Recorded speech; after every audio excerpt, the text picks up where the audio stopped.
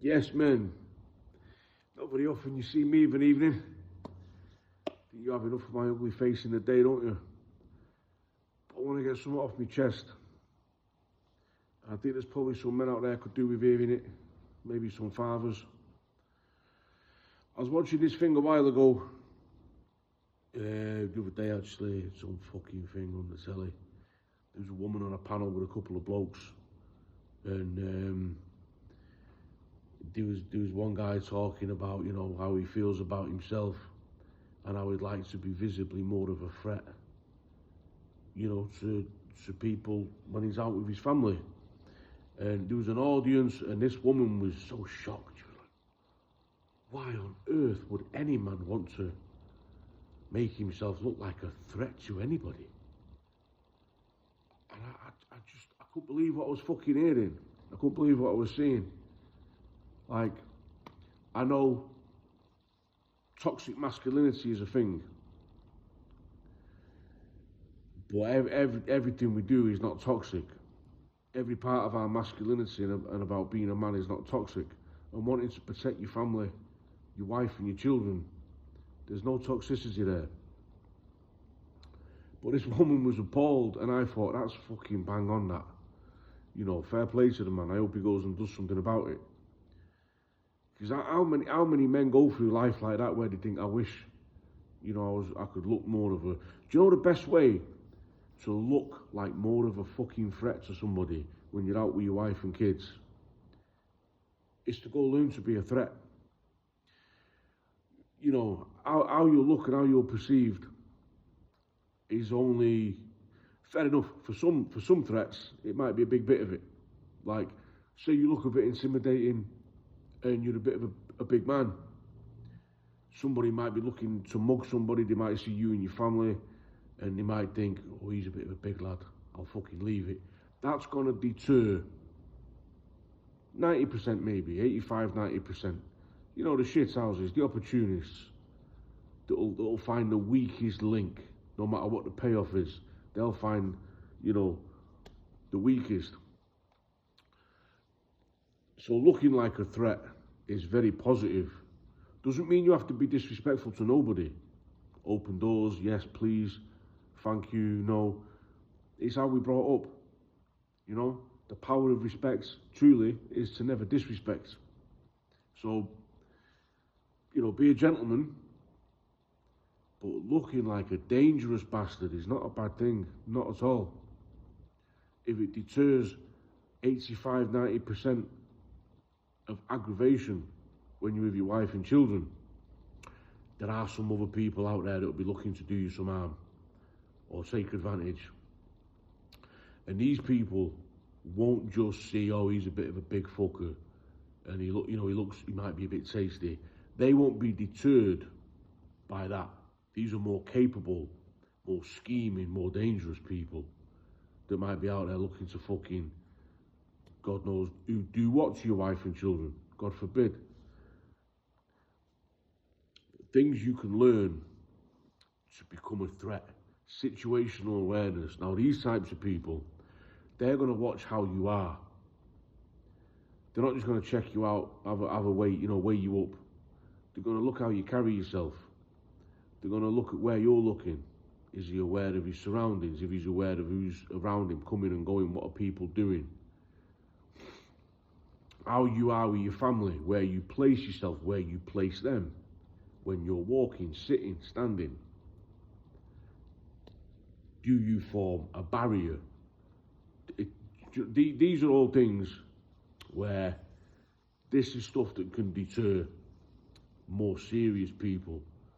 Because if something is really going to be too much aggravation to get what they want, they'll move on.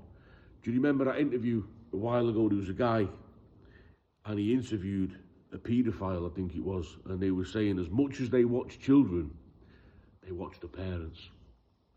They find the dad that's the weak one.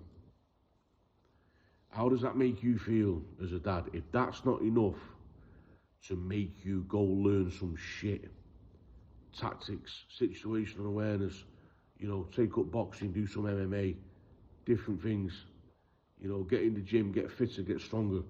I am not as fit and as strong as I would like to be at the minute. You know, not a few of you know my story. Wife had cancer, little boy had cancer. I've been a broken man for a minute. I'm still an handful for anybody, any given night. But I'm getting back. I'm coming back online. And I tell you what, I've been watching this guy called Imtiaz Ghulam. Mate, if you see this, I hope that's your fucking name done right. I'm sorry if I butchered it. And I saw a video the other day you did about how the threat of violence is one of the only things that really deters real violence. And I don't know, couple that with what that woman was saying. Why would any man want to look like a threat? That's why. Situational awareness, one of the best things that you don't have to be a big brute. You ain't got to be 6 foot plus and 200 pound. Situational awareness. Doing little things. If I go for a day out with my children, first thing I do when they jump out of the car is I take a picture of them. Then I know what they're wearing. God forbid somebody should get lost or wander off.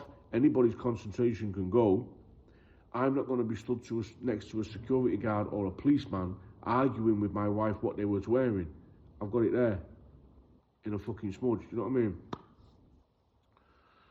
Little things like that. Have a meeting point. We all tend to go to the same places a lot. We're creatures of habit. I know we do as a family. We have places where we know if I get lost, I'm going to go there. If we get separated, we're going to go there. If we're somewhere like Trafford Centre or a big place like that, a busy place, you know, we all know the state of the country. If I hear commotion, if I hear, it could be anything. It could be marauding fucking terrorists. It could be young men with knives trying to kill each other or shoot each other and not caring about who's in the middle of it. It could be anything. If I hear screaming and commotion, remember what Linford used to say, boys, some of you older boys will know, go on the B of the bang. I ain't going to be one of these people fucking getting my phone out, what's going on over there, babe? You know, fucking, if I hear anything that makes the hairs on my neck stand up, you know what I mean? Or some sort of response wants to kick in my body, I say what I be doing, the kids are scooped up and I'm gone. And I've told my wife, if you see that, just go with me, do you know what I mean? Certain things like when you go out to eat, never going anywhere you don't know where the exits are. You know, you can clock exits when you walk into places if you have a little look. Make sure you've got your back to something so you can see your surroundings, you can see who's coming and going. Get a vibe for people. Try these things out, boys. These will save you as much as being able to use these or grapple or having a bit of everyday carry kit with you. There are things you can carry legally that will give you seconds should you need them. The best way to protect your family, if you're out with your family and something goes fucking south, not to be there. Get gone as fast as you can. If you get bogged down into something, better to have a few things with you that are going to give you precious seconds, because I promise you, even if you're used to aggravation, if you're used to being put into situations that make your body kick in, that fight or flight syndrome response, they want a fight or flight response, you can know why that's there, and you can recognise the sign of it coming, and you know what it's there for, you know how to manipulate that to your advantage. That's going to make you faster, sharper, stronger for a limited amount of time. So you got to use it while it's there, properly. If you just mistake that as fear, and you start shitting yourself, you're going to become discombobulated. You're not going to make decisions fast. Another thing Imtiaz Ghulam was talking about the other day on a video that I saw, I watched this guy on YouTube, he does the Legacy podcast, I might tag him in it, and I watch him on Insta a lot as well. He's my kind of guy. I first started watching him because he's from now my local area where I live now, and he talks sense, talks to you like a man, you know, call a spade a spade. If I'm doing something wrong in my life, I want somebody to pull me up. You know, if I'm being a prick, I need people around me that are going to say, whoa, slow down, son. You're being a prick. Do you know what I mean? No, there's no political correctness with him. You know, there's no hidden agenda there. The guy's been through the mill, and he's out the other side, and he's using that as a catalyst. I I forgot what I was talking about something.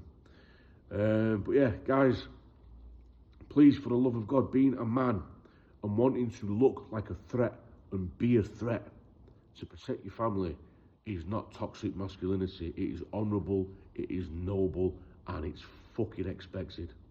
I promise you. There's nothing better you can be as a man than a provider and a protector to your family. And a City fan. Not everybody's going to get there. We're not all perfect. Anyway, boys, I'm going to wrap this up because it's Thursday night. I've just finished up in the gym. Like I said, trying to get fitter, trying to get stronger, trying to be better every day. Friday in the morning, boys. What can we smell? The weekend. All right, you guys have a cracking night, and I'll see you in the morning. Imtiaz Gulam, I hope that's saying your name properly. Mate, thank you for the content that you put out. I absolutely love it. Keep doing what you're doing. I hope you're winning. Good night, boys.